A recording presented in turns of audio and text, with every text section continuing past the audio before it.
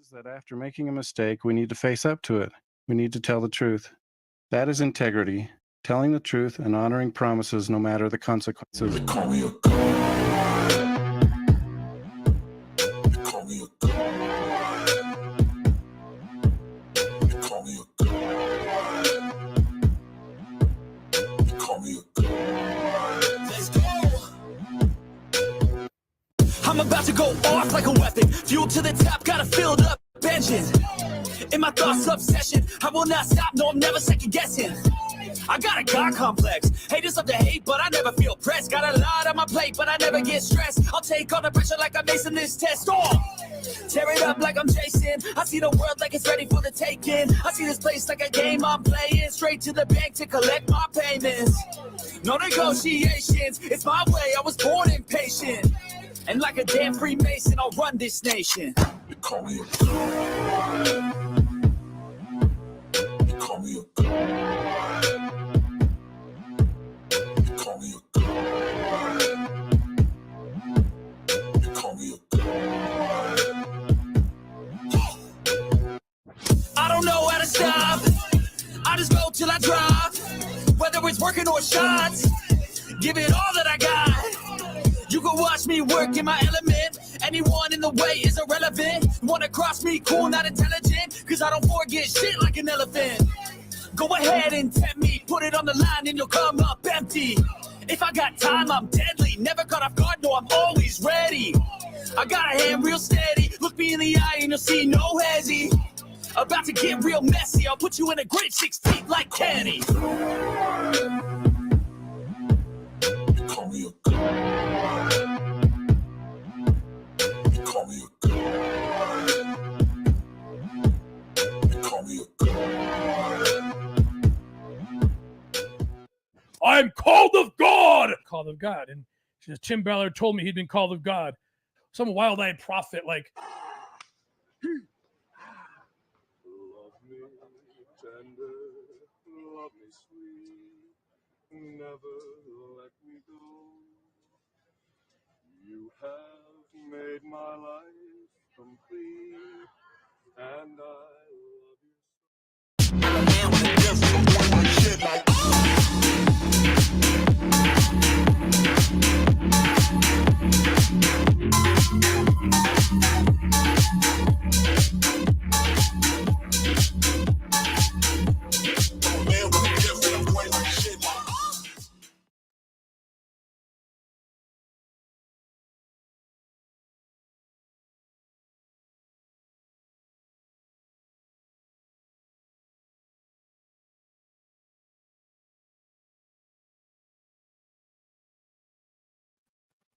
Hello. I hope I wasn't too late.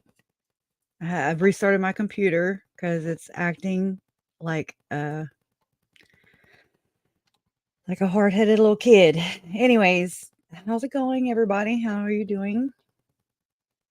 Welcome to Difficult Research, right? Hey, Lil Brands. Hey, Nita. Hey, Trace. Dora. Just me. TC. Justice Jane. Beach Bum. Let's see. Go back. Donna.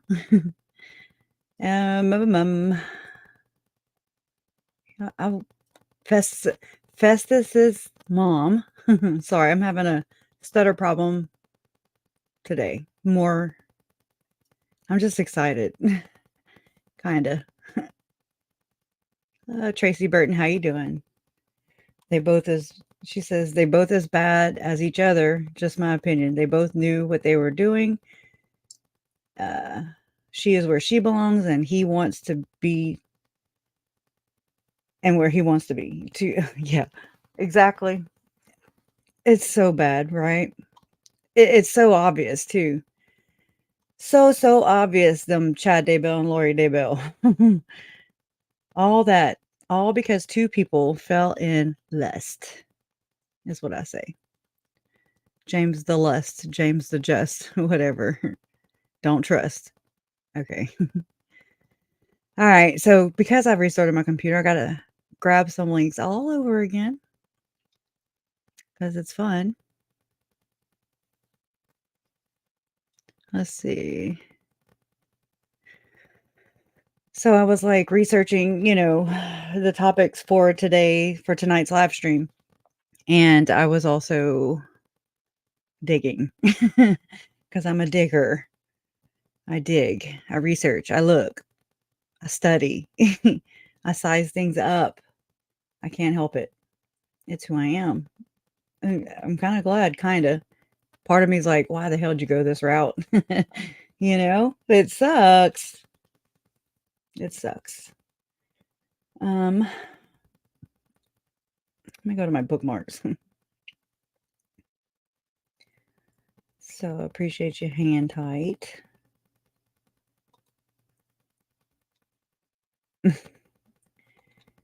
I think that's why my computer is giving me a hard time.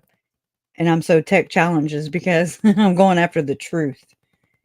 And my computer can't handle the truth, obviously.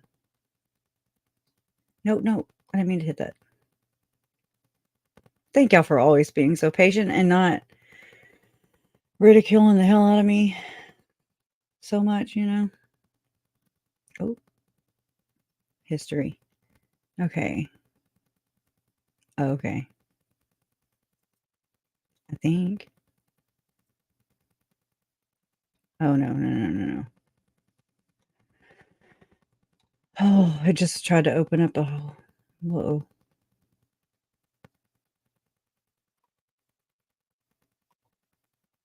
Wait, I thought I just closed it out.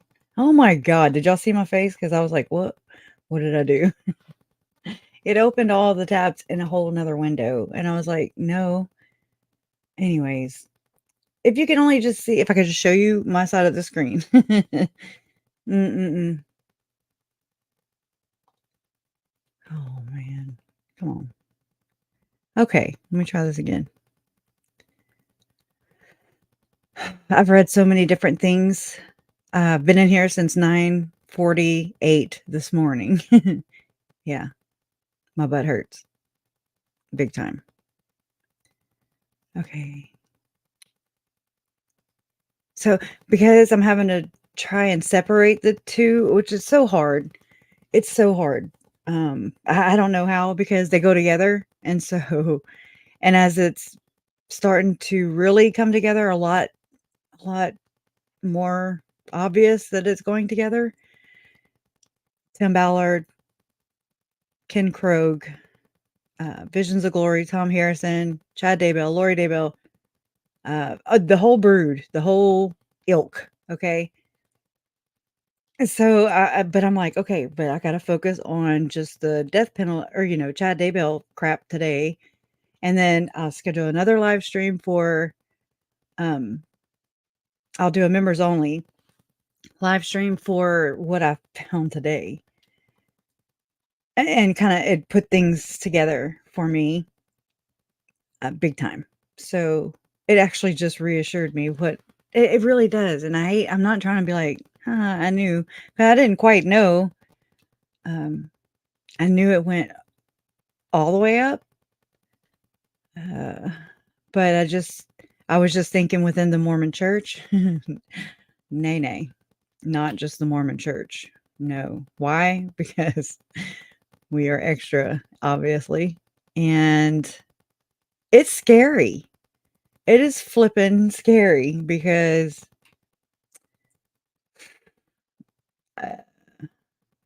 when you're messing with the likes of Bill Gates type people, friends of Bill Gates and friends, where do you go? Where do you go with that? Please let me know because that's called way out of my league and money is power and they got more of it. I don't have the money. So ever since I ran across so back whenever when was this? Right when Tim Ballard got, the church came out and was like, no, we don't want anything to do with Tim Ballard. They excommunicated him in the media. Well, ever since then, so I started to look for Dave Lopez because he was he's an operative that worked for or in OUR, and I didn't really know much about him, so I wanted to know more about Dave Lopez, right? And so I was back here one night and I was just Googling stuff up, and I came across, this is before Jimmy Rex.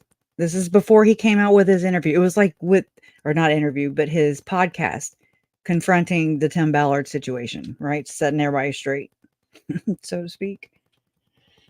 And so I had found a podcast of his. It's the first time I ever saw the dude. I was like, and I didn't even see him that night because it was just a podcast, you know? And so I was listening to it, working in other windows and just working on things and looking other things up. And well, so I listened to the whole podcast about Dave Lopez. Dave Lopez was on with Jimmy Rex. So this was mid-September, I guess. And so I was Googling Jimmy Rex, right? And Dave Lopez. And when I got to Blackwater, I was like, oh shit. I don't even know. I don't even know what they do. I just know it's not good. Or I don't know. It depends on what you consider good. It's just big. It's really big. So I backed the truck up. I dropped it in reverse and I was just like, oh my God. Whoa, shit. And so again, it's even above the hierarchy of the Mormons. There you go. Boom, right? So where do you go from there? If you were in my position, where would you go? How would you handle it? Would you be outspoken? Would you fear for your life? You know, would you continue to pursue, or would you just let God handle it all? Karma? What would you do? I really don't know what to do and how to approach. There's no precedent for this, in my opinion, unless you can tell me somebody who's dealt with some people that, it's not just associations. It's it's the big fish, and Chad and Lori are fall guys. I'm sorry. Tylee, JJ, Charles, Tammy, Joe, they're fall guys. Alex is a fall guy. We can all be fall guys. That's the big fish. That's the big fish. Yeah, I can't ever let anything go either. I can't. But there's got to be like best practices. You know what I'm saying? Like, I don't know. And so that's what I've been stuttering or stepping on. So, I mean, this is big. And so if you rewind the clock back 4 years ago, I mean, back then it was just simple murder. And I didn't even know how to wrap my mind around that. But then you pull back the onion layer and you're like, oh shit. Oh my God. No, this goes above Chad and Lori. Then I start thinking all across the board, because you start, once you get to a certain level of understanding or grasp of everything, then I'm just like, so I know there's a lot of people, and I mean, I'm not talking about Chad and Lori, but there are a lot of people that are prosecuted and even put to death who are innocent. Just really step back and think about this. And, just think about what's the name of that case? Delphi. Okay. I don't know. I don't really follow the case. I just it's been in my peripheral, right? Because of Tylee and JJ and my family's murders. Being on in the media and everything. But if you think about all these times we've heard about human sacrifice and just this sexual deviance, the all the pedophiles just going to freaking town and churches covering up for it, not just the Mormon church, the churches covering and these systemic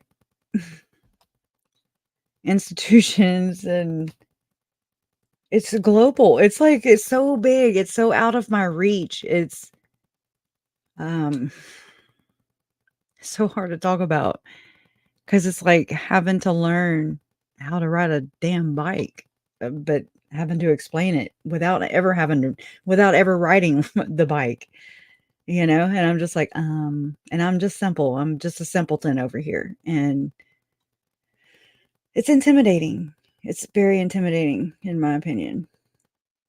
But now I understand. So you see, I was watching, or I watched last night. What's her name? Christina Randall or Chris? I don't really know. I don't really watch her all the time, but she showed up in my algorithm. Okay.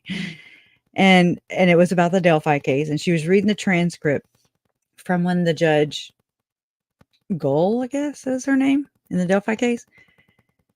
And I mean, you can smell corruption when you smell corruption. You see it. You're just like, no, that ain't right. That's something ain't right.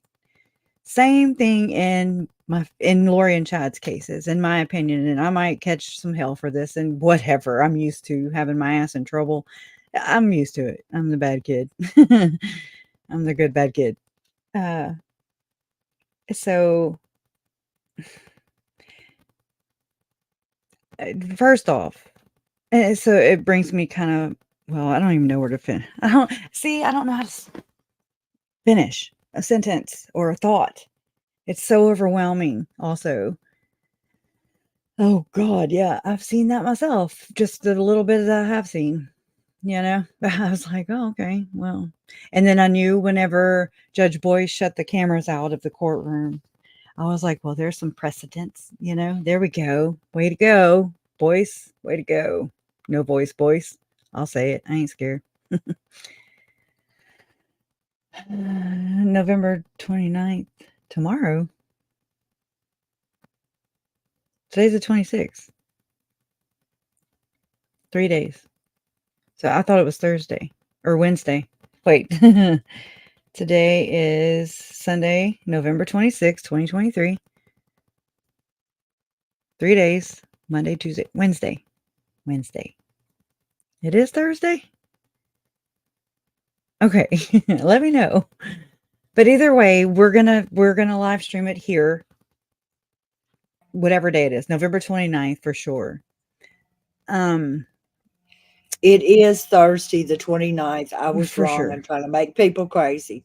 So yeah, the whole precedence thing and all that. Okay. And then you got to think about how, for sure, on the venue thing, I can't get it out of the Mormon door fast enough. Like I don't want it anywhere around the Mormons. And it's nothing against them. It's just, please, please. And I sit here and I'm like, I watched the entire Murdaugh trial and I'm like, old money. I mean, something's going to happen, something's going to happen. Somebody's going to jack something up somewhere so that he can get an appeal and get off on this stuff. And I'll be damned if I wasn't proven wrong. Thankfully, but that's bad, right? Whenever you have to, you're just like, oh yeah, you just come to expect it. You wait for the rug to be pulled out from underneath you. I do. And it sucks. But I mean, what do you do? So the fact that they are even considering or asking for it after they bitched and moaned about getting it out of the freaking county, and I say that, but it was John Pryor that bitched and moaned about getting it out of the fair trial. That's actually October 5th of 2001. That is the first live stream. I don't know. Wait, let me take that back.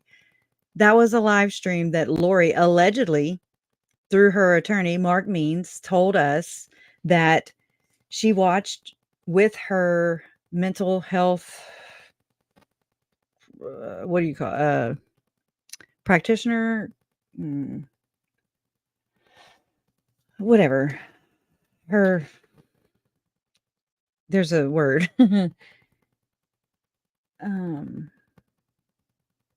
Her mental health technician, I guess you would say. I don't remember. Oh yeah. Oh yeah. Definitely. Oh yeah, I'm ready to go right now. Oh, Christina Randall. Thank you. Thank you, Shimal. I like your name, Shimal. That's cute. You live in the future? It's the 27th there. Better stop that. Idaho 4 is a mess. He should technically get off on that. And get off, and that is sad. Oh, hey, DJ. I need to go look at your Facebook page or whatever and see about Ballard. Okay. My head's been spinning over here ever since. When he died, a little part of me died too. Not because I was attached, because I'm not, but that's the guy in this story. These guys are not here because shot caller, right? I know people get mad at me because they're like, oh my God, I can't, you're so hard to follow. I get it. ADHD, trauma, CPTSD, what else? Some depression in there, anxiety. I have a severe anxiety disorder. I got some issues. Okay. I'm not sitting here trying to say I don't. And then murder, and then in the public, and then you add all these layers. Okay. So you try and do it. Let me know how you do it. And so kudos to those who do it. But I know that I'm hard to follow. I get it. I'm hard to follow myself. But there's a lot of stuff at stake. There's been a lot of, they are dead, they're dead because of these ideas, this methodology, or whatever it's called, modalities. They're dead. And they're not the last ones. Chad and Lori were not the last ones. We've seen that for ourselves with our own two eyes. The Thibodeaus, the new dude, Todd, the Doomsday, the latest second comers. I don't know what else to call them. I needed some kind of phrase or saying or term, because it gets old saying, oh, the ones who think that the second coming is coming, it gets old. And so, these ideas are far bigger than just Chad and Lori. In fact, they go all the way up, and nobody can tell me any different. I'm not stupid. I'm not stupid. And I don't think you guys are either. It may work for some people. Maybe some people just never had to dig or find out for themselves, or maybe they're just not natural born researchers. Maybe I don't know what their thing is. I don't know why everybody goes, well, I do know why. I do know why people are pitted against each other and there's division. And it's because of the religious and political. I don't have the big word, so I'm just going to sound stupid. Okay. He's doing good, Carrie. Larry's doing good since his shoulder surgery. Thank you for asking. So again, yeah, I'm going to sound stupid because I'm a simpleton. Okay. I don't know how else to explain it or describe it, but I'm to the point where I feel like it's like we're just in a game or something. Whenever people discount, let's just think about Tylee for a minute. Let's just think about Tylee for a second here. Think about it. Just let's go on this little journey together. So July of 2019. Tylee pretty much witnesses her stepdad, who's been in her life for 10 years, 14 years. Sorry, I don't know why I said 10. 14 years. She witnesses him get shot and murdered, killed. She witnesses him get killed. That's traumatic. And then you back up a little before that, and she's got her mom wigging the hell out. Just wigging out. Hanging around with weird people like Melanie Gibb. Brandon and Melanie are, dividing, destroyer of families, right? And I'm sure, I don't know for sure because I wasn't there, but I can sense that for Tylee, her just being like, she seemed pretty intuitive, very smart, very smart. Everything's just falling apart around her. If it was ever even together, but what little bit there was just uprooted, changing. It's hard. That's hard on anybody, much less a young teenager, okay, who's just trying to establish roots and friends and just all those things. And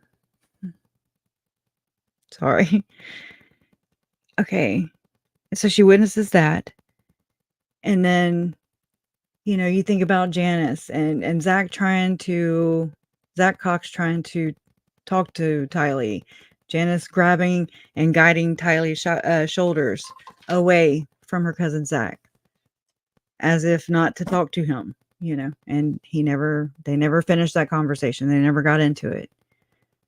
So you have that. Then you have the, mom selling the dog. It's not just JJ's dog. Tylee, come on.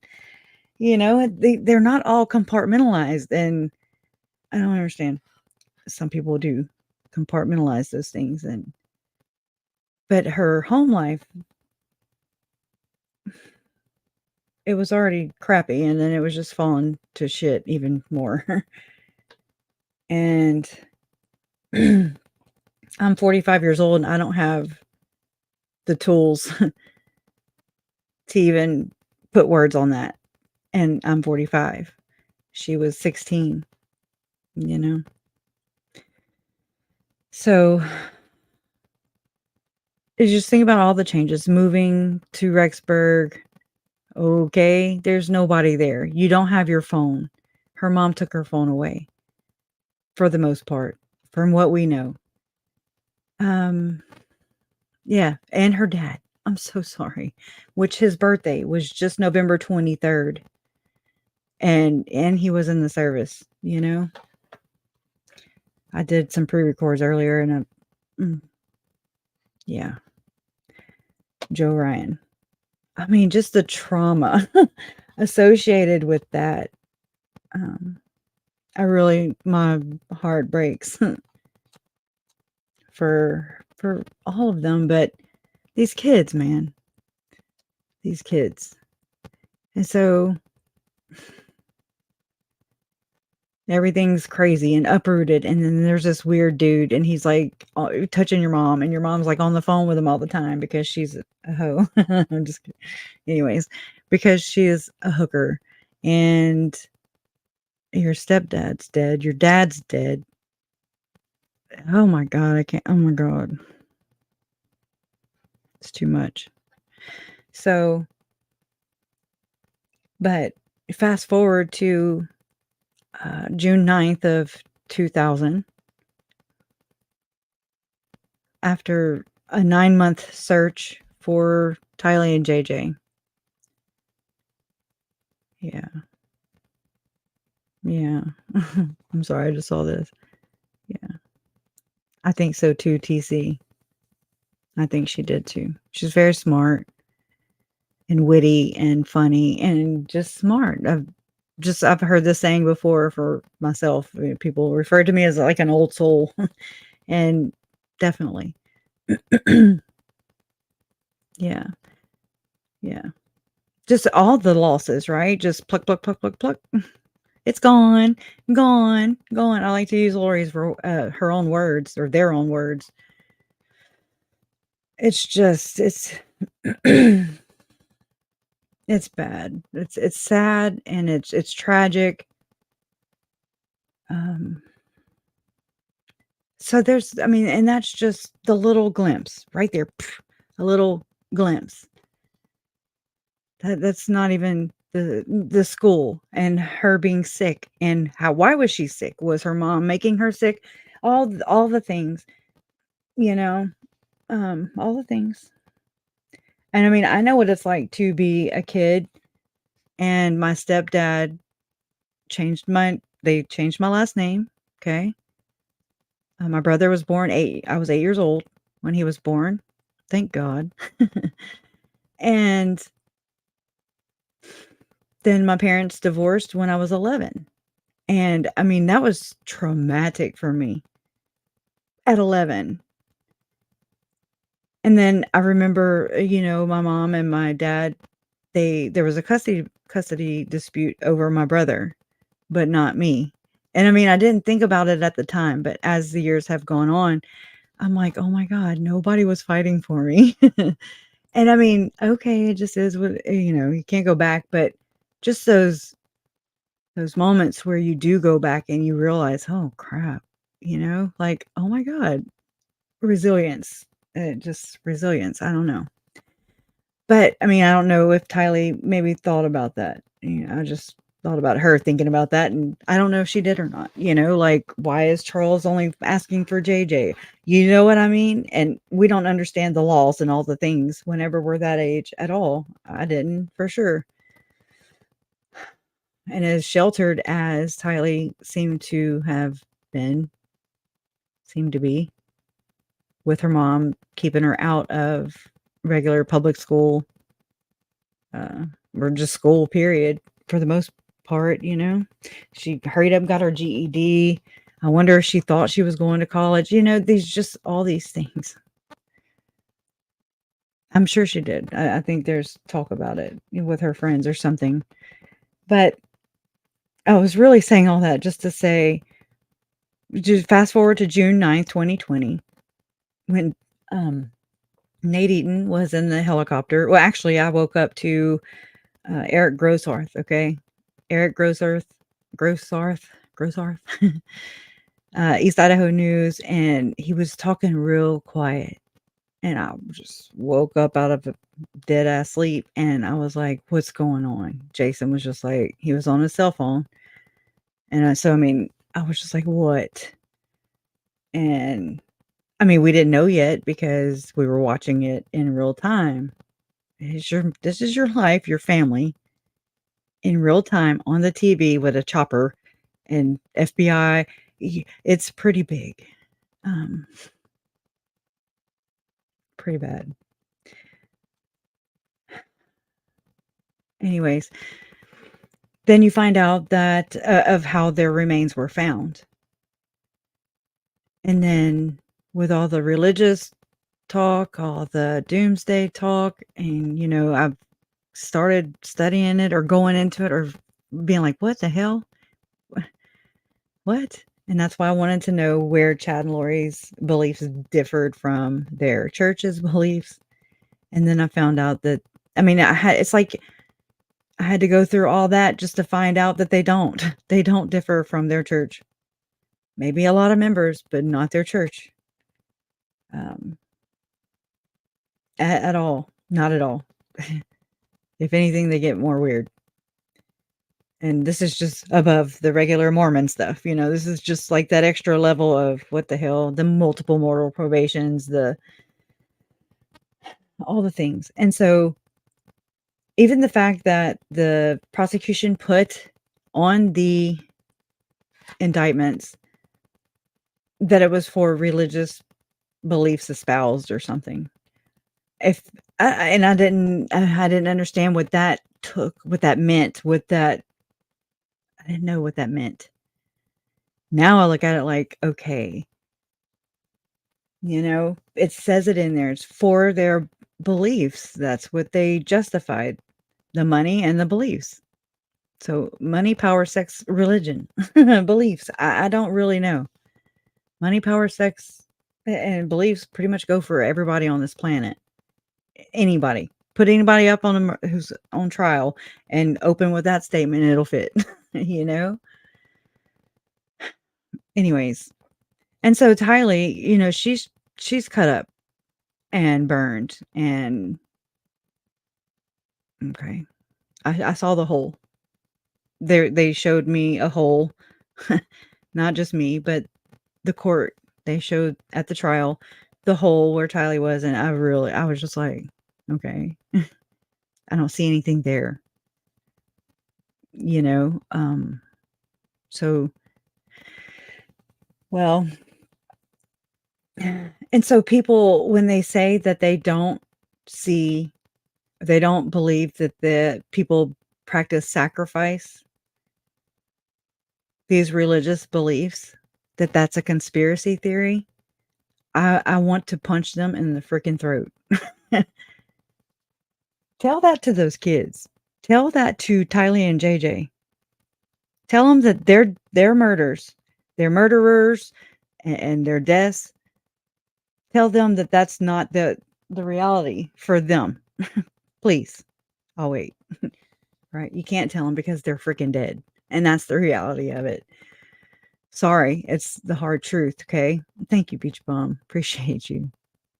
I really do. Thank you.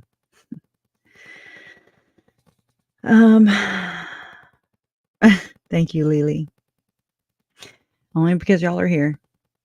But that's just it. So whenever people, then you get into just the polarity of everybody.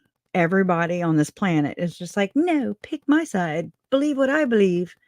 And okay, we can't make people change.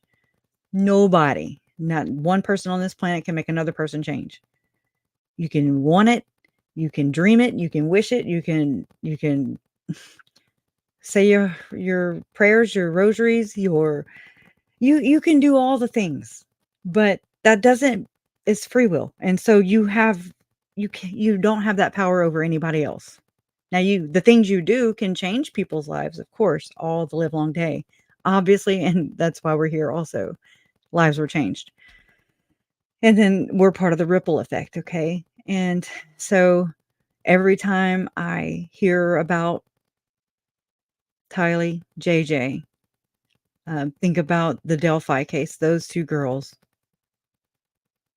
Think about there's so many other cases of this practice of these kind of people, whether it be Mormon.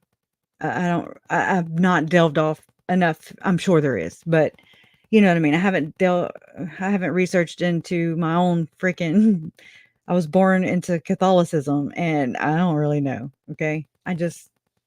So I don't want to speak to that. I'm sure it's just kind of been happening since a long time ago. Just know that. And, so I just don't even know where to, it's like, how do you get people to recognize and acknowledge their deaths, their lives, their death, their truth, their reality? How do we do that? Right? Yeah, I think so. Maybe. It counts for you too, Chad. Right? Oh man. Oh my God. And I don't even know where it's gonna be. I don't know where to freaking go. Or I don't know where we're going.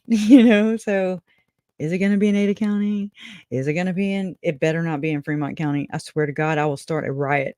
I don't mean that, YouTube Daddy. I'm just picking. Anyways. But you get what I'm saying, right? Yeah. How do you plan for this? I'm not rich. I'm not even I'm not even 100 air, okay? I ain't got that. First of the month, yeah, and then it all goes to the bills. Okay. So now that we got that straight, um, yeah. I got a new bra yesterday because the wire broke. Okay. That's where I'm at. High class. Not really. But anyways, just okay, so all this, then you have people denying that sacrifice, human sacrifice, that sex trafficking, that oh, thank you, Lily. This is only for lollies, ice cream, or chocolate, or whatever your little pleasure may be. New bra. New bra fund. No. Just kidding. Thank you. Thank you very much. Well, was it a shelf bra? It has to be, girl. It has to be. You know? But it has a shelf life. And it broke. Oh God. Okay, we can go off. Yeah, I just did anyway. So anyways, I just like, how do we talk about these things without people saying that's a conspiracy? Because it's not a damn conspiracy. And the more and more that I've learned and just followed this, followed the evidence, followed the associations, followed the like-mindedness, it's not led me wrong yet. And here we are. Here we are. Here we are. I don't know. I feel like I'm by myself. As far as my family, for sure, or anybody, any family member or friend of them, of the victims, I'm just like, why? Oh, crap. I couldn't have just like a partner or something, somebody that broke off into that area, too, because it's like so hard to explain. First off, it's hard to explain. I would need like somebody's undivided attention for like 10 hours, maybe 12, maybe a day or two straight, just to be like, okay, and this and this and this and that. And but I don't even know. Yeah, I'm learning. Yeah, I've learned that. It's crazy, but it's their crazy. And so that is the projection. Thank you, Little Brands and S.O. Connolly. It is the projection from the tippity top of these people. And they're projecting all this onto us. These are all the things that they have problems with, or the sex trafficking. Okay. The more we learn about Tim. You can't spell victim without Tim. I came up with that today by myself. You cannot spell victim without Tim. Straight up.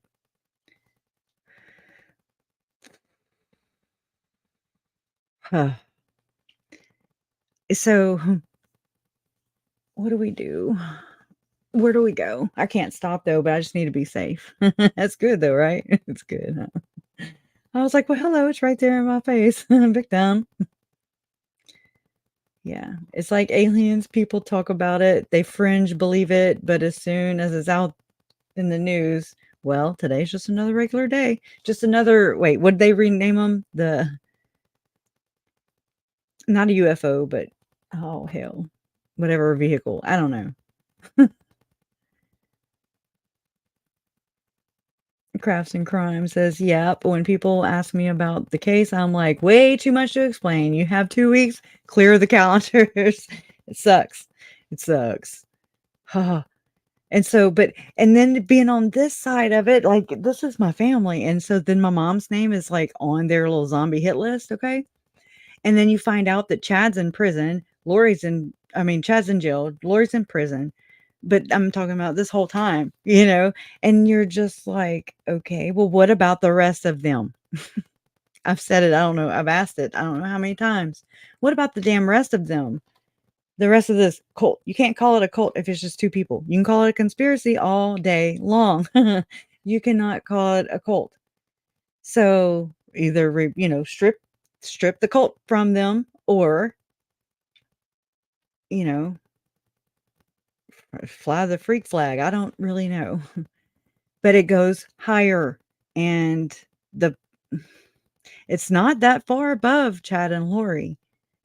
It's, in my opinion, via Tim, the associations with Tim, and the Preparing People Network, the Latter Day Media, all their names, all the names, right? And look, I'm gonna go grab it because I don't want to even talk ignorant. Much more ignorant. Let me correct myself. Okay, here we go. All right. Oh, what am I doing? I shouldn't even do this because I need to just schedule a thing so I can do it. There. That's not it.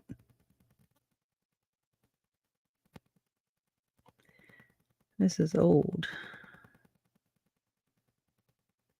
All right, let me go back.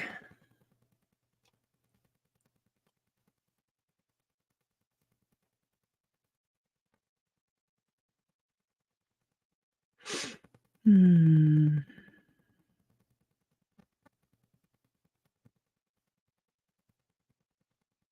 Okay.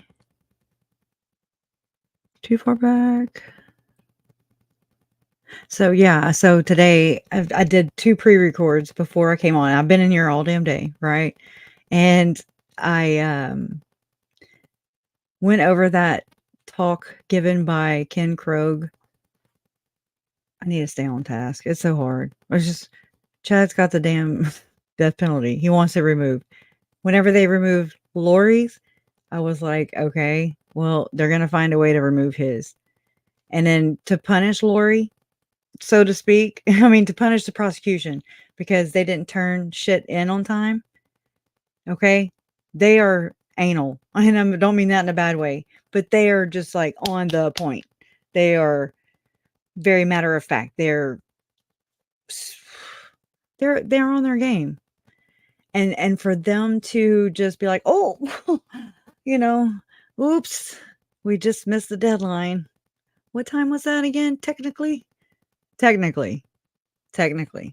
Everything's technically. And so they're like, Judge Boyce is like, "You're punished. I'm going to punish you. I'm going to," what do you call that? I don't know the word. Sanction you. So Lori, we're going to take the death penalty off the table, girl. You go. You get to live. And so on record or whatever, I don't know if it's on record, but we've heard about what's his name? Jim Archibald saying that, if they can get a death penalty removed from the table, then they consider that a win. So just know that. So when that happened, I was like, okay, so they're just something will happen and it'll be removed from Chad. Here we are at the crossroads. Here we are. Whatever. And so I don't care. I don't care. As long as they stay in prison, jail, whatever, their entire lives and they can't hurt anybody else outside. That's where I'm at. I really don't give a shit if they live or die. They didn't care about the victims in this story. They didn't care about our lives that this affects. And then we're here to carry the burden. Okay. And to do all this shit. It's not fun. It's not easy. I giggle. I laugh because it's so freaking outlandish. It's so out there. It's just so out there and bizarre. It's not my crazy. But I mean, oh my gosh, it's theirs and they are crazy. They're crazy. So maybe one day I'll get this done. Let me just Google it. So guess what I found out? I gotta tell you this a little bit. So earlier, whenever I was looking up, I was just talking about Ballard.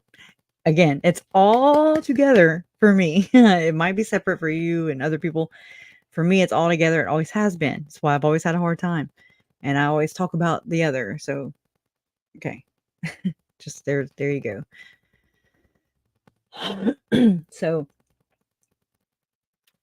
you know how I always said that Tim Ballard has got to be related to Russell Ballard, the late apostle that just died 2 weeks ago, November 12th, 2023. Know how I said all that? Well, let's see. All right.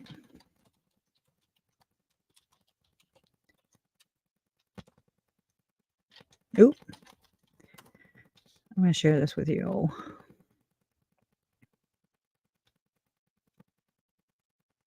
Let's see.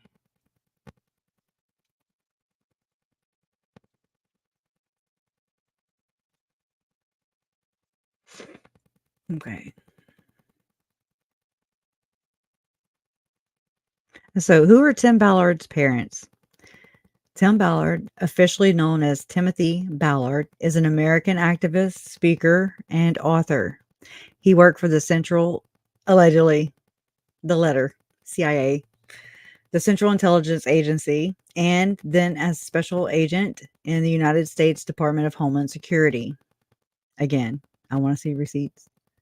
Ballard is the founder and former CEO of Operation Underground Railroad and anti-sex trafficking organization. He founded OUR, a nonprofit organization, in 2013 and has created his organization with rescuing thousands of trafficking victims. Allegedly, again. Move. Ads. I hate them damn things. All right. In 2019, Ballard was appointed. This is not it. Let me go to this one because this one's way too long. It don't look the same. Did they change it while I was doing it?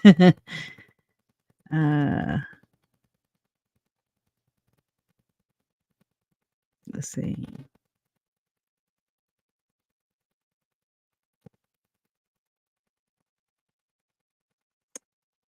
Well,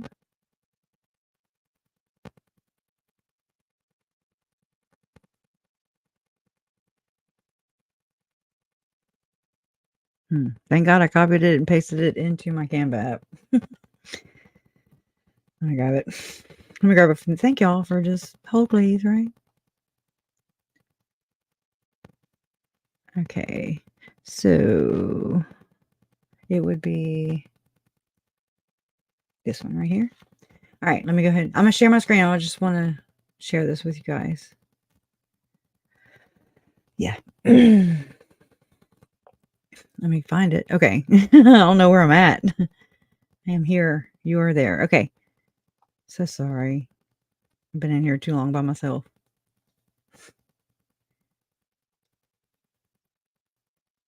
Okay. All right. So just let me know what you think about this. That's from something else. Okay, that's from Facebook Watch. That's from American Crime Journal. Okay, so this is who are Tim Ballard's parents? And I was like, okay, well, this is at gossipnextdoor.com. Meet Tim Ballard parents, Melanie with an E, and Dennis. That's my dad's name, Ballard, and my brother's. All right, so.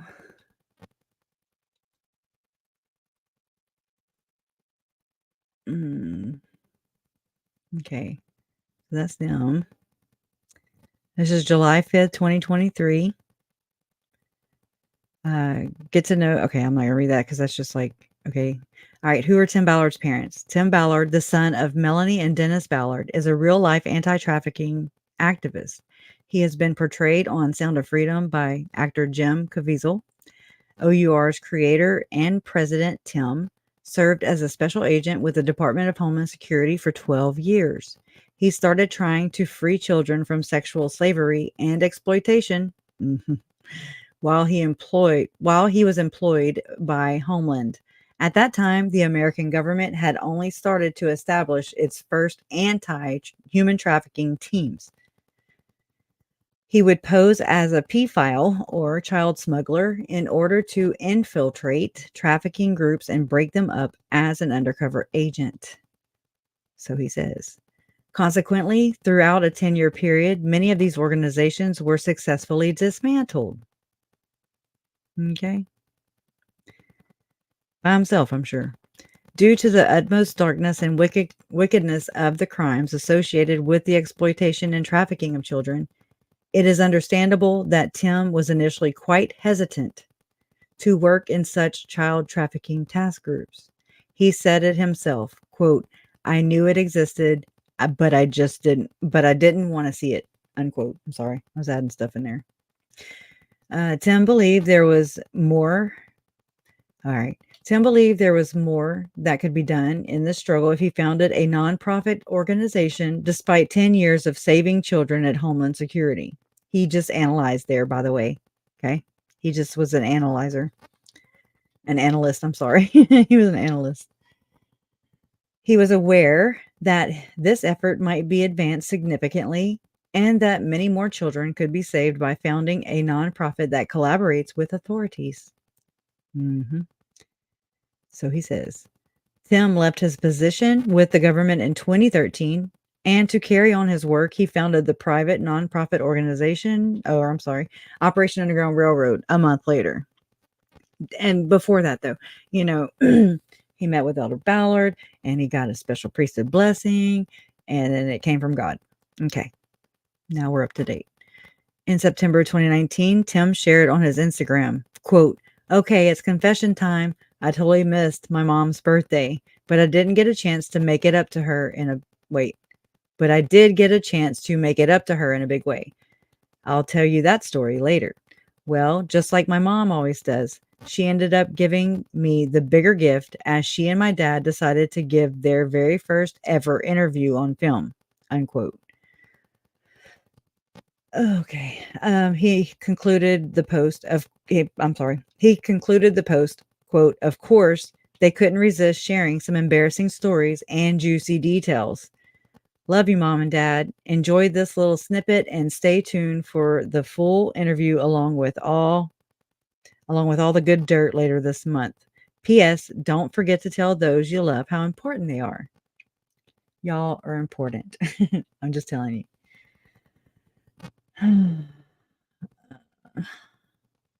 Let me move this. Okay, I'm sorry. Let me not cover myself. Right? Hey. Hey, guys. Hey. Hi, neighbors. Sorry. Kidding. Okay. So, all right. So move on. Meet Melanie Ballard, Tim Ballard's mother. Tim Ballard's mother is named Melanie Ballard. On Mother's Day, 2021, Tim wished his mom, quote, "Happy Mother's Day to the wonderful women and girls in my life," unquote, with a heart emoji. I'm sorry. Melanie Ballard age. 1952 is the birth year of Melanie Ballard. Hence, in 2023, she is 71 years old right now. She celebrates her birthday on July 27. Go ahead and put that into your calculator, DJ. Melanie Ballard job. Melanie Ballard's job and career are sadly not available, but she has revealed on Facebook that she attended Crescenta Valley Senior High and Brigham Young University. Is Melanie Ballard on Facebook? Yes, Melanie Ballard is available on Facebook at melanie.ballard.71 and Instagram at Melanie Ballard. Okay. Meet Dennis Ballard. I'm just kind of showing you all my thought process earlier. Dennis Ballard is the father of Tim Ballard. On Father's Day 2021, he simply wished his dad, quote, "Happy Father's Day," unquote. Dennis Ballard, at the time of this article in 2023, is 76 years old. He was born in 1946, and his birth month is September. Okay. We'll have to do some mathing on that. Per Dennis Ballard's LinkedIn, Dennis Ballard is the co-founder of Concierge Partners. The firm was founded in 2017. Before that, he was working as a managing partner. Where? Okay, so on his Facebook, Dennis also shared that he was working at, I don't know how to say this right, so just laugh at me or whatever. La Canada or Canada, I don't know how to say it. Unified School District. He attended Hoover High School and the University of Laverne. I don't really know. Is Dennis Ballard on Facebook? Indeed, you can find Dennis Ballard on Facebook and Instagram. Are Tim's parents still married? Yes. Tim Ballard's parents are still married, and they have been happily married for more than 50 freaking years. This is where it gets interesting. Okay. This is exactly what I did. How many kids do they have? Dennis and Melanie Ballard shared 6 children from their marriage, including Tim. So he's got 5 brothers and sisters. Okay. They have a son named Brent Ballard, who is 48 years old. Okay. Brent is working as a managing partner, and this is one of those names. Anderson is just one of those names that are in the Church of Satan. If you're familiar with that, with David Hamblin, that ilk, the same ilk, but that side of the story. Okay, Anderson Ballard Companies. There you go. He attended Brigham Young University. He has a bachelor's in English and Emporia State University. Master's in Business Administration. So that's Brent. Their other son named Craig Ballard is 36 years old, born in 1986. And I was like, I didn't even make it past here. Okay. So I went and I typed this in. I've just put Craig Ballard, right? And I was like, and I knew the name already. Like, you can see the little purple. And I was like, he just spoke at his father's funeral. Dun, dun, dun. Right? And so you click that little button and you're like, yeah, he did speak at his dad's funeral. But his dad is Dennis. You know what I'm saying? Okay. And he's on the board of Ballard stuff. All the Ballard stuff. Craig B. Ballard received a Bachelor of Arts degree from the University of Utah in political science and international relations. He is currently the managing partner of Promontory Capital LC and Arrow Investments LLC, with investment interest in several companies and industries. Brother Ballard has served on several corporate and philanthropic, I had a hard time with that word earlier, boards.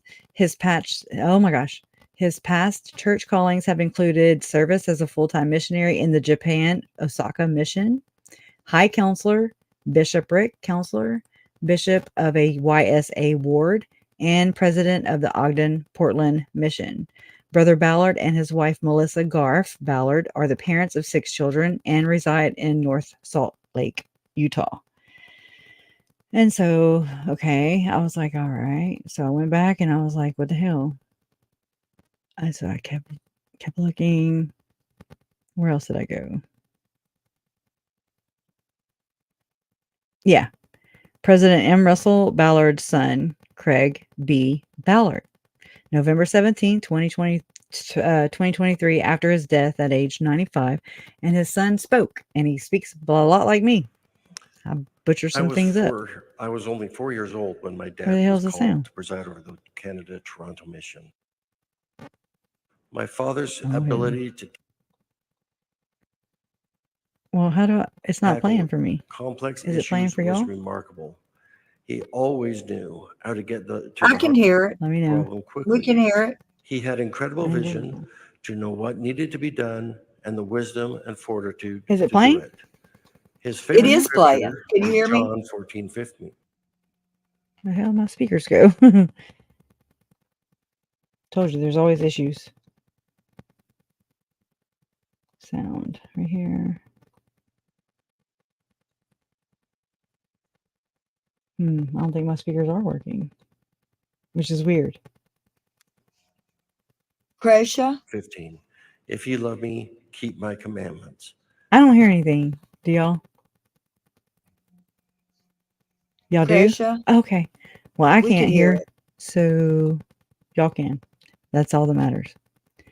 It doesn't get much simpler than that. Hmm. He wanted every Latter-day Saint, especially his children, to think deeply about the lives of We can read. faith lived by early Okay. church leaders like his ancestors Hiram and Joseph Smith, Joseph F. Smith, and Melvin J. Ballard. And he testified often of their faith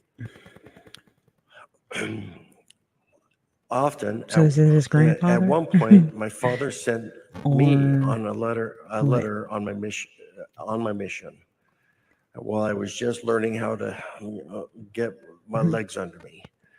And he said, "You have the prophets. You have the blood of prophets in your veins."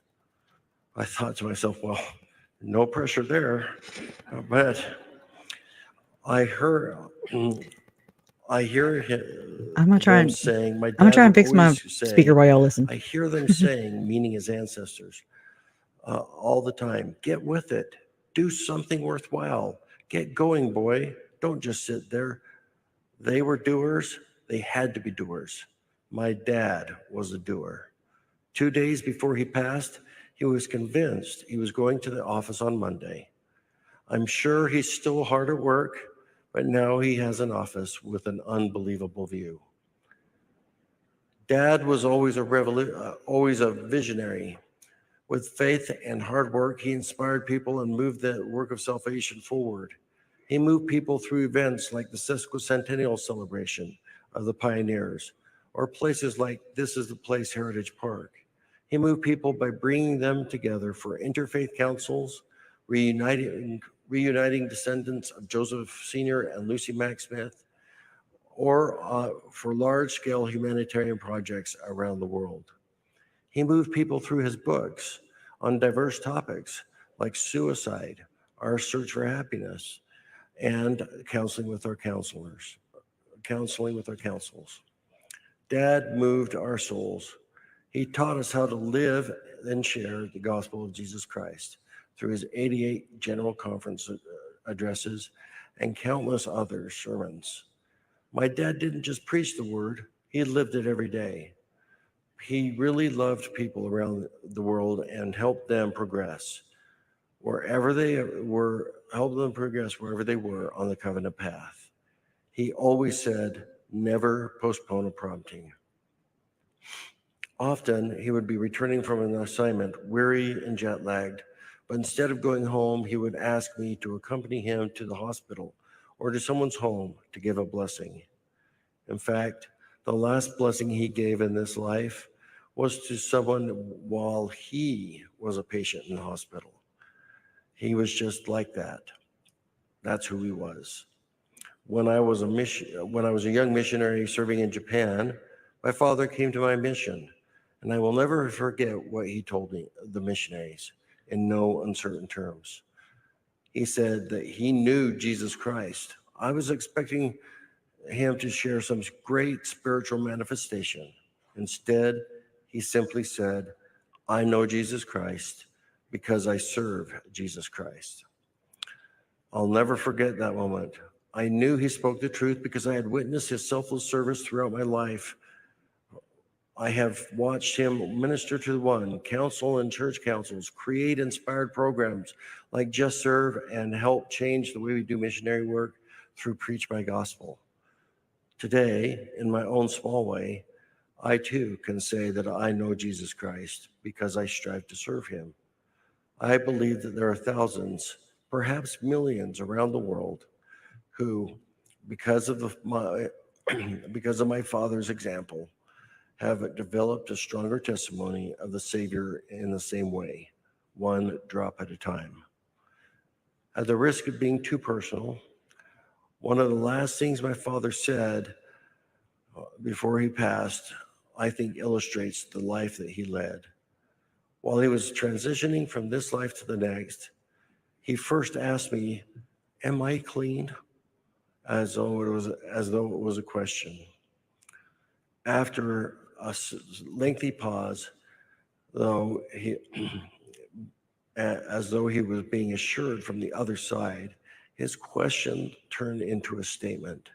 He said emphatically, grasping my hand with strength, I am clean. I am clean. As I think about that, I truly feel that this references a dream that my father's great-grandfather, Joseph F. Smith, had, in which he was delayed on his journey and was dirty and stopped to take a bath and get clean. When he finally went to the door of a mansion, the prophet Joseph answered and said, Joseph, you are late. Joseph F. Smith replied, yes, but I am clean. I am clean. Dad, you have fought a good fight. You finished your course. You have kept the faith. I love you, Dad. In the name of Jesus Christ, amen.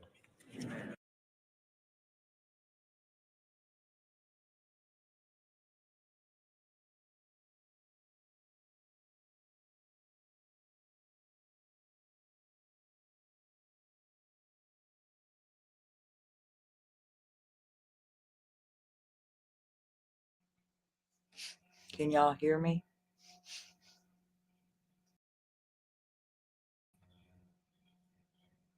Can you hear me?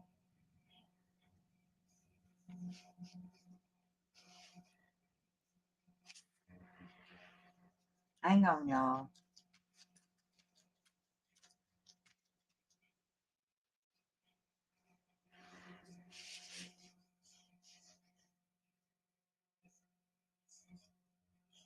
I don't think my mic works. I've never operate a good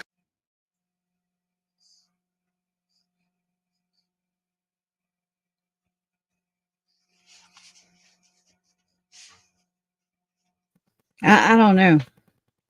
You can hear me? I'm trying to figure it out. I have it hooked up to my Bose thing, but I don't know. I can't hear what's playing. And so I'm like, what's going on? It's very quiet. Weird. Whatever. Probably I've restarted my computer. It's the only thing I can think of that I did that is different. Audio. Let me look in here. Default. Here it is. Right here in my, I think. Let's see. Nope. Nothing.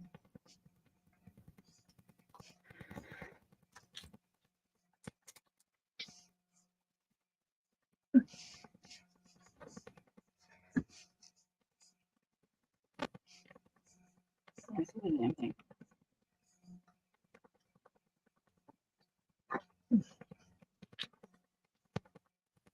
It says it's playing. I don't see it. Default. Nope. Nada. Oh, whatever. This is weird. Told y'all. Don't be messing with them global elitists. They're like, we got you, girl. And I'm like, oh, yeah, you do. Yeah, I'm a sitting duck. This is just freaking weird. And so I don't know how to fix it. Okay, speaker. Here.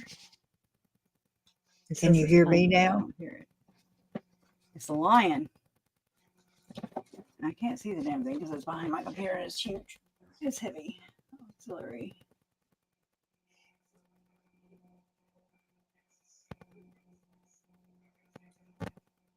Come on, turn it up. Oh yeah, that thing's all the way up. So when it did come on, when it came on, it was gonna scare the hell out of me. That's what it was gonna do.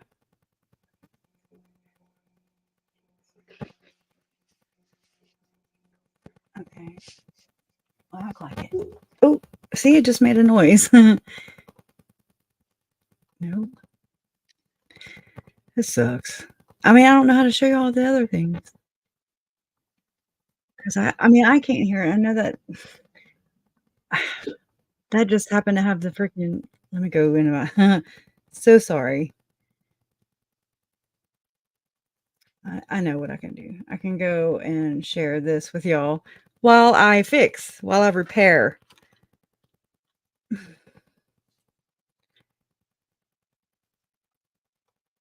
Okay.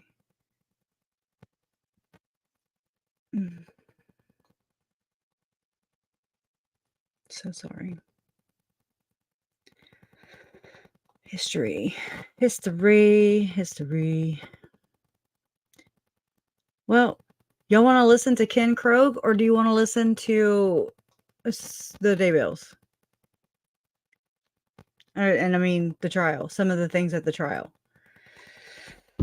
Let me know. I'm gonna have to go walk around over there and go behind my whatever that thing is, the tower, and see if everything's plugged in. It's driving me nuts.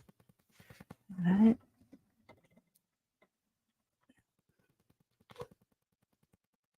it? I don't get it. Trial. Okay. Thank you. Thank you very much.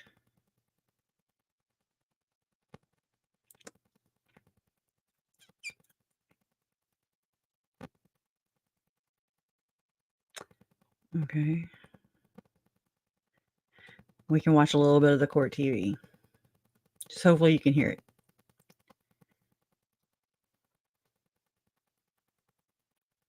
Hold on. Stop. Present. Share.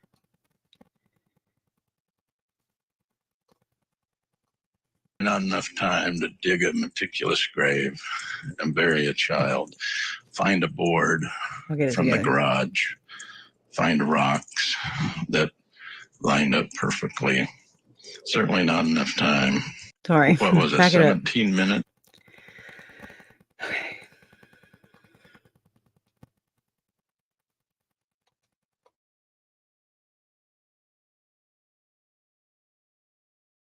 About JJ's burial site, that Alex was only out there, what was it, 17 minutes? Is that what the FBI guy said? That Alex was out there 17 minutes on that day. So certainly not enough time to dig a meticulous grave and bury a child. Find a board from the garage. Find rocks that lined up perfectly. Certainly not enough time for Alex to do that on his own. So I'm guessing he had help from Chad. Well, that was part of Jim Archibald's closing argument in the Idaho trial of Lori Vallow Daybell, also known as the Cult Mom murder trial. Lori was convicted for her role in the murders of her two children, JJ and Ty Lee, as well as her husband's first wife, Tammy Daybell. And that closing argument was one example of the many times Lori's husband, Chad Daybell, was also implicated in the murders. And now, Chad Daybell is facing charges connected to those same murders. So the question is, who really was the mastermind behind this cult conspiracy? Court TV anchor Ted Rollins explains. Chad Daybell grew up in the LDS Church in Springfield, Utah.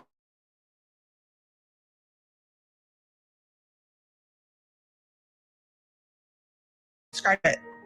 His veil was more open than it had been. Daybell met his first wife, Tammy Douglas, while in college. He was a part-time grave digger. During their marriage, they would have 5 children. The couple also founded a book company through which Chad published many religious books. I've recently released my autobiography entitled Living on the Edge of Heaven, where I tell more about my 2 near-death experiences. Chad Daybell claimed he had visions of the future and heard a voice that guided him. He told followers he knew the end of the world was coming and that evil zombies were taking over some people's bodies. Chad's been a very prolific author, so in the past, I would say a lot of his publications are very much in the mainstream, but it does seem that their trajectory seems to be taking them away from the kind of center where most people in the faith would have.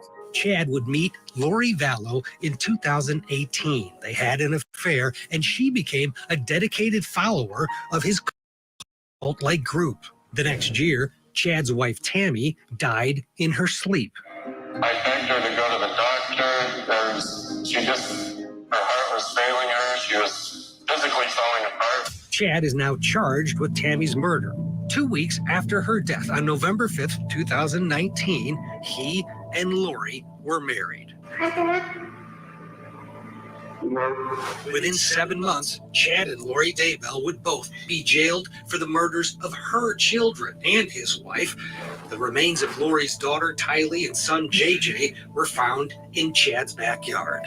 Okay, let me stop there and talk. Make sure y'all can hear me. That way, I just heard someone go dinner. So, who knows? Let me push play again.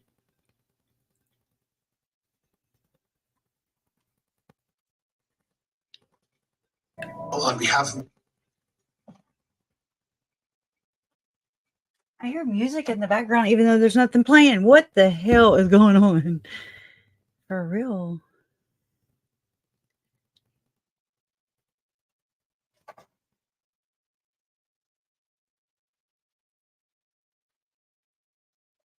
Is there another window open somewhere?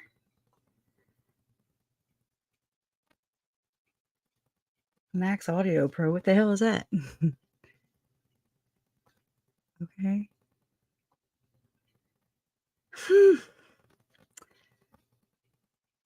I still hear it's going. Dun, dun, dun.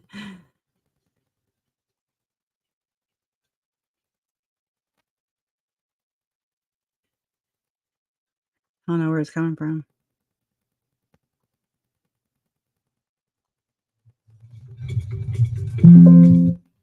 It's playing on my Bose radio now. Crasha. Freaking weird. This is crazy. I'm so sorry. Like, I need a do-over. Where's that freaking music coming from?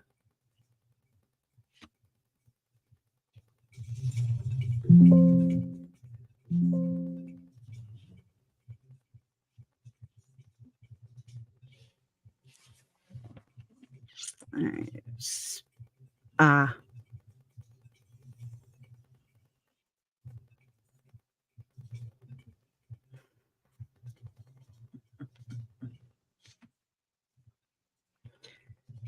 This sucks.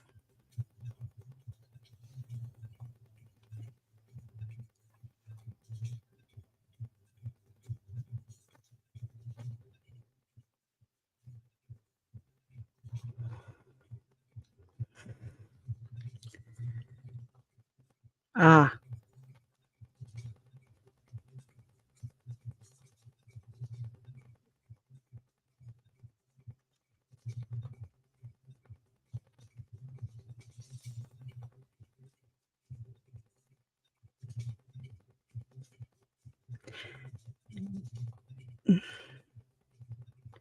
Don't allow. Don't allow.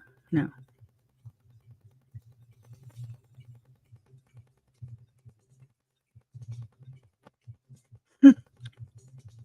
I'm going crazy.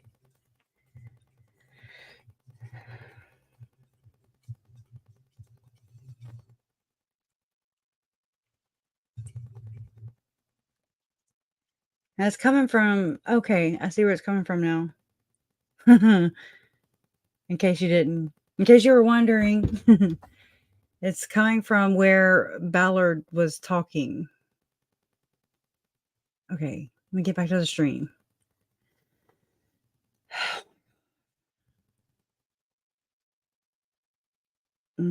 Jesse, my dog. Bye.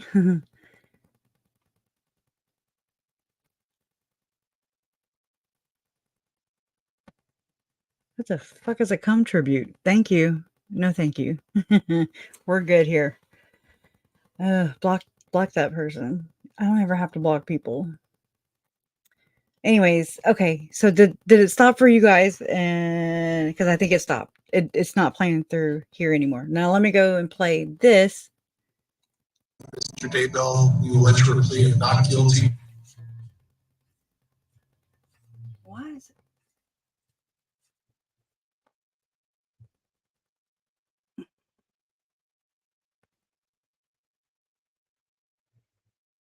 That's weird. All right, let me unconnect this Bose. I better not get copyright for that shit. Okay. Speakers, Bose.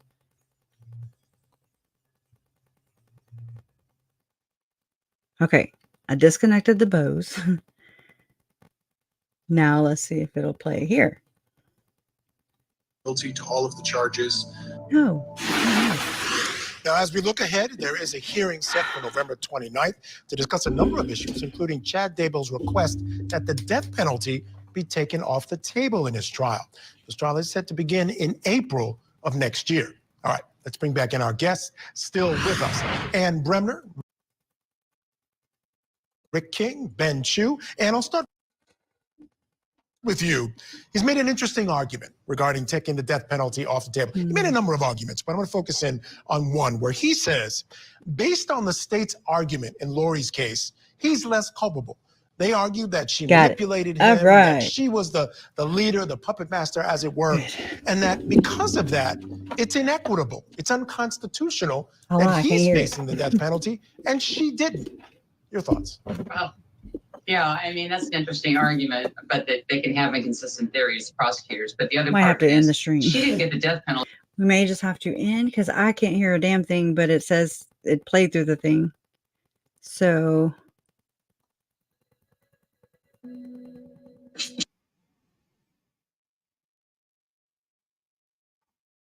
Okay. Can you hear me? Oh, now I can. Yay. Do you want to restart your computer? No, I just found you. Okay. Wow. I So couldn't hear maybe you. maybe you can hear that now too. So just try it. Let me push play because I can hear you and that's good. Because the prosecutors No, used I to cannot death. hear them. Yeah, no, we'll just I don't know. I really don't know. Unless, I mean, as long as I can play something and try and troubleshoot it at the same time, but it's still, I'm not able to engage, you know? So we can just maybe end here and then, because I really don't know. And I just feel like we're already so far. Okay, let me shut this window. Hold on. It's showing it playing through that window where I was sharing that story from. Oh my gosh. Yeah, let's close those windows. Okay, now let's see if it'll act right. Deadline, remember? So which I always thought was kind of interesting way for a judge to take it off the table. The judge probably wanted to take it off the table, but remember, there's a deadline issue. Let me stop sharing and that's why then the try that judge took again. the death penalty. Let me try that. Oh shit. Okay, I stopped sharing that. And y'all, I just don't I'm not a computer whiz and I'm not fast. So okay, history. So I can't even hear what they're saying in order to even interact, you know?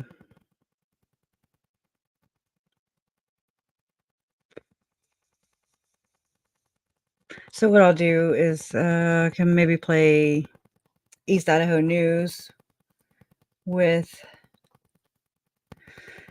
Nate Eaton, Chad Daybell, East Idaho.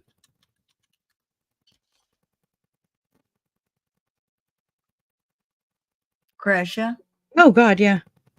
you want to give me a link in the thing here, and then you restart your computer. Let me play that video and see if restarting it fixes it. Yeah. Thank you. Okay, let me copy and let me go over there and I'll throw it to the private chat. And there you go. Thank you. All righty. So appreciate it. I'll try again. I'm putting it in the chat also. That way you guys have East Idaho News link. Okay. All right. I'll be back. Or I'll let you pull it up at least. And then. Okay. Yes, Bewitched. The clock is ticking on that Chad. You're not going to believe it. It says that there's nothing found on that page. Like it's not there. Okay. Telling you. I swear. I'm sitting here looking at it. Straight up. Okay. So it's the first. Which one is it? The first one? The only one. Look, I'm just saying when I did that, it didn't come up, but I'm going to try it again. Okay. I'm going to paste it into the chat. I got it. Okay. Unbelievable. I don't even know. All right. Okay. Let me do this.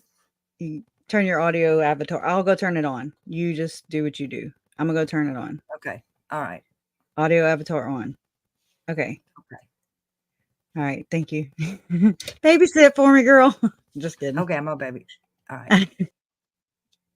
Okay, y'all. We're going to watch this video or talk about this. Let's see. Until she gets back. Let's see. Kelly Canyon Resort has been proud to call the Bank of Commerce their business partner for almost 20 years. Our focus has always been on making family memories. That's why they're the only bank we'll ever need. The Bank of Commerce, our bank of a lifetime. Hey everybody, it's Nate Eaton here in our studio, and we have some Daybell news. Been a while, kind of been a little quiet, but the motions are now starting to get filed ahead of Chad Daybell's trial, which will begin in April in Ada County.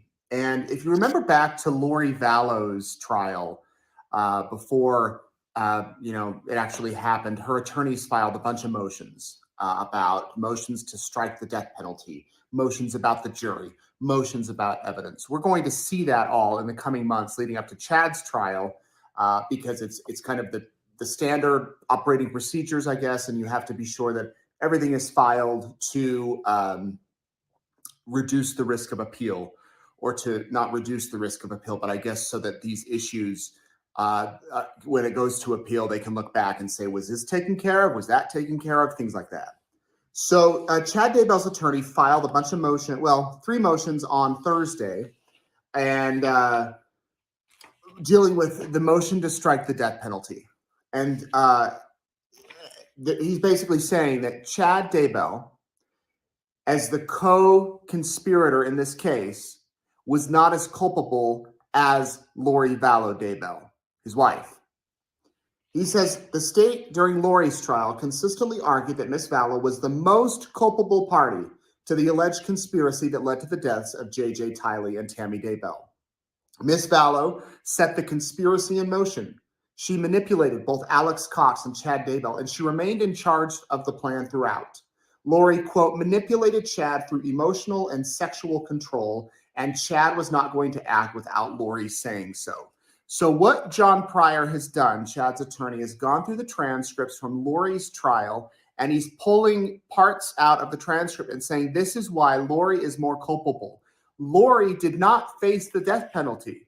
Because she didn't face the death penalty, Chad shouldn't face the death penalty because she was far more culpable than him. I'm sorry, I'm just shooting this on my phone to get the video out as quickly as possible. So he goes on. It's an 11-page. One of the filings on the culpability is an 11-page filing, and he goes on to say that even when two co-defendants are equally culpable, it's unconstitutional and unacceptable to subject one of them to the most extreme punishment available, death, while the other did not face that possibility. Now, if you remember, Lori Vallow did face the death penalty up until a few weeks before her trial. She did not waive her right to a speedy trial. So the judge, that trial had to happen. She was not waiving her right.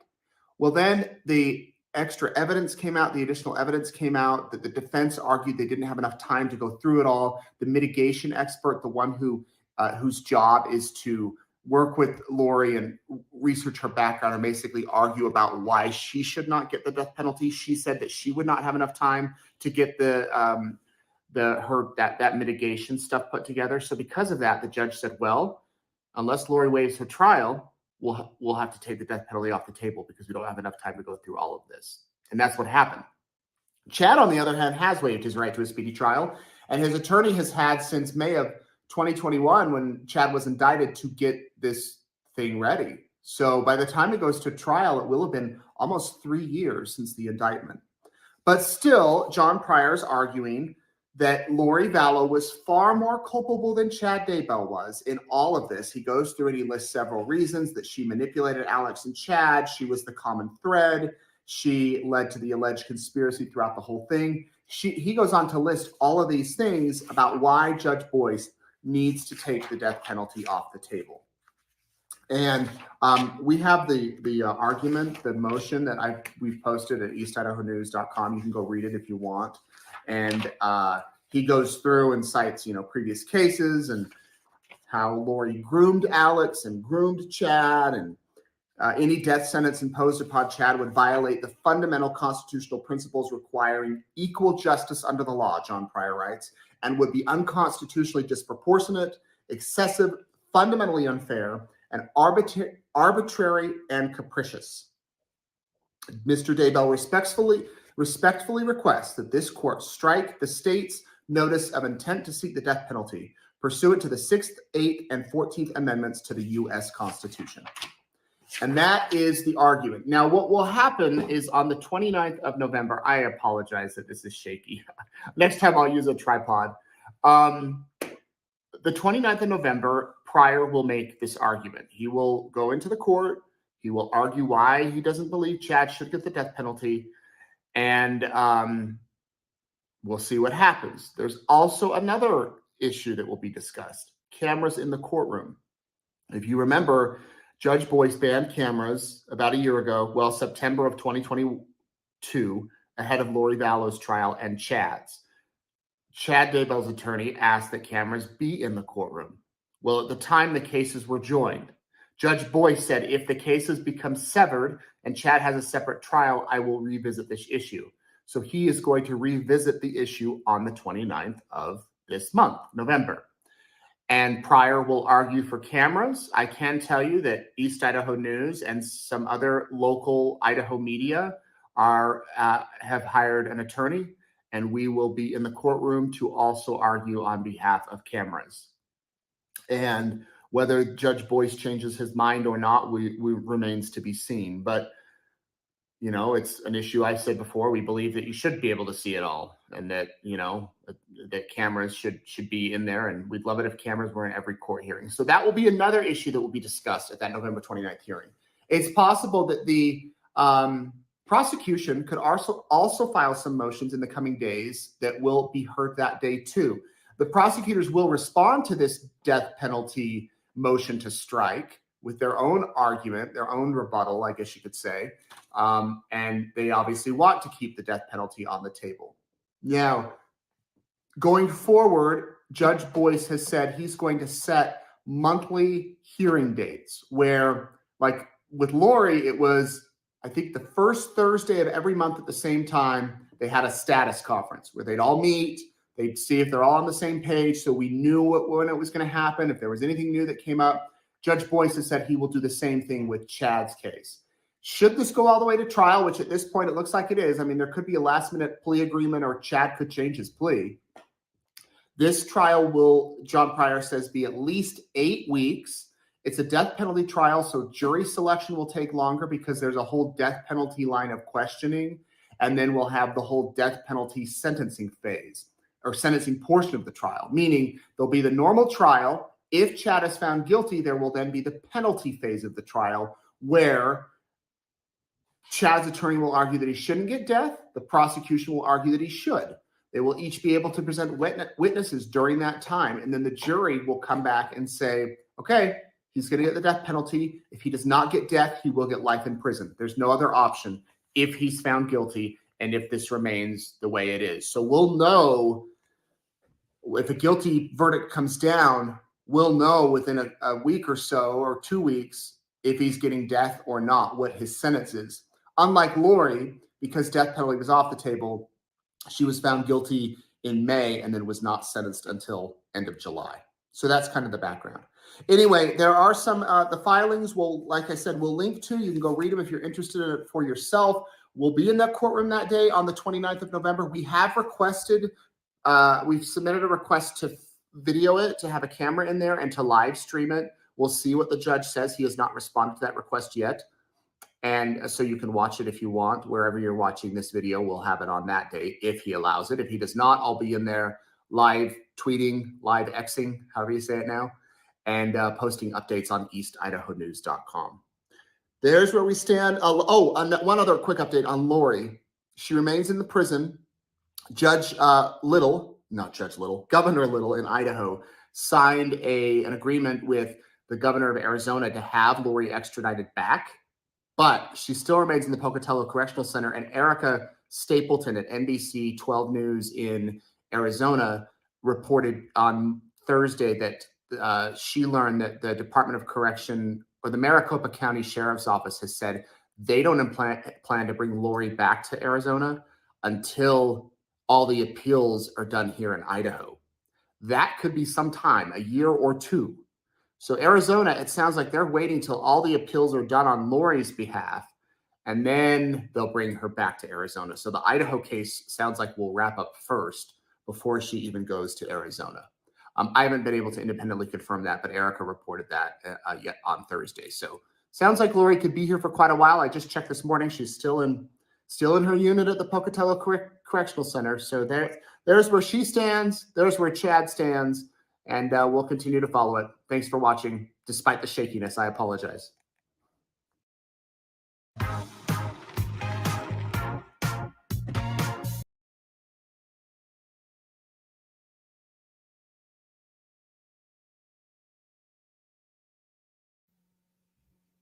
We'll just wait for her to come back for a minute.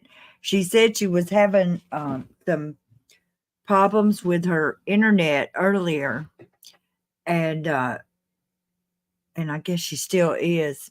One thing that I wanted to bring up, just a side note, is that Cresha is starting a Facebook group, and we'd like for everybody to support it and share it. I'm not sure if we have a link for it next, but tonight, but we will soon. And would love to have everybody support that group and share it with other people. And oh no, Lee here says for intermission, Donna will now sing. No, everybody would leave and maybe unsubscribe if I start singing. It's not something I can do. At any rate, I thought that was very important, that we are going to have this, the Facebook group, and Trace will be adminning it, and we'd like to have conversations so that really, if we've got our own Facebook page, we can continue our conversation anytime of day. Anybody wants to pipe in or say something or give us some information and all that kind of thing, we'll be glad to have that. And I don't know why I keep getting it mixed up about what day Chad is going to be. It's going to be Wednesday, the 29th at 9. That's Mountain Time. So I believe that it will be later here, but we'll put up a link for Wednesday. And also Krisha had gotten some more information that she wanted to share that she was very excited about. So I'm sure she'll be making a live. I don't know whether she'll wait till next week or do one in between. There's so much information. She comes upon it. And honest to God, if you wait till next week, you'll be on to something else by then.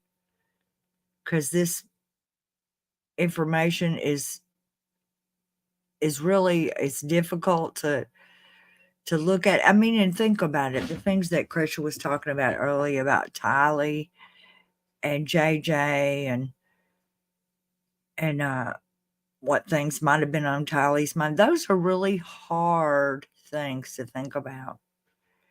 And whenever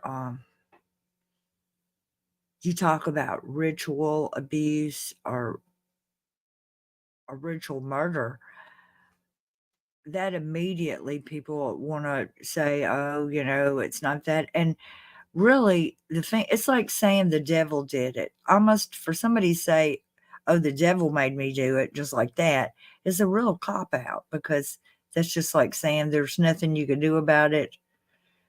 It's done. So, that's not how we're going here. And we want to find out why, and not some just magical reason why. We want to find out what happened. And I don't know that we'll ever get the answers from these low down lying people that are so, I don't even know if it's indoctrinated at this point. They're just really monsters, I suppose, would be the best way to describe them. because I can't think of other words that would work. Anyway, I'm wondering if Krisha lost power or maybe she can't get back on. So we'll hold up and talk for just, if y'all don't care. Don't everybody leave. We'll see if she's going to come back. And so it really is so much deeper than I ever thought it could be. And this is going to change the subject, and I don't have it pulled up to show you or anything, but I wonder if any of y'all saw those women interviewed that gave statements against Tim Ballard. And I just have to say, that one lady that talked reminded me so much of Lori. And I hate that I even said that.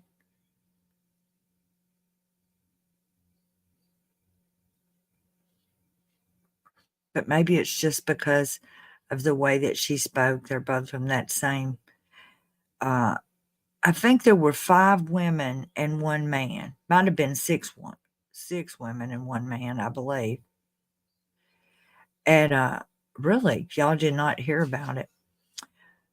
Yes, the women came forward with their names and gave statements about what had happened with Tim Ballard. So, the psychic lady wasn't on this show, although one of the ladies that was on there was a therapist, I think.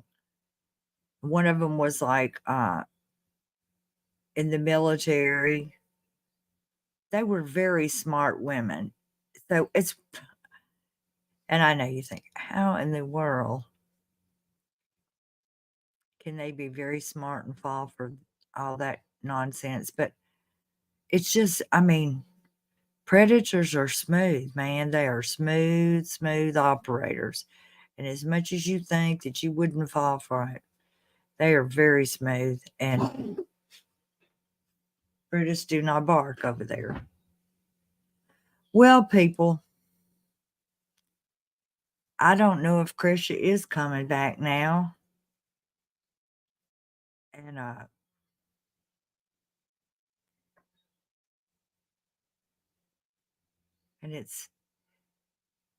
wish I had something more prepared to show y'all. And I just want to say, I did make a low dance video, but we don't want, I don't want to give Krisha a copyright strike. So I was thinking that if I played it at double speed, that maybe we won't get a copyright strike. And 2, I'm funnier at double speed because I'm not a very talented dancer.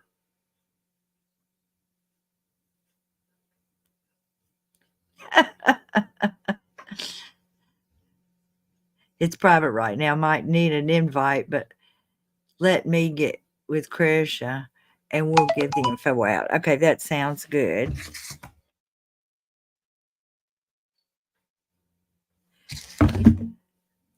So, all right, y'all. I'm just going to, I guess, call it a night also. And Trace is going to be working on that Facebook page. And I tell you what, we're going to put links on the community page of Cresser's YouTube. So y'all be looking for that. And we love you guys. And we appreciate all the support you give Cresha. And we'll see y'all next time.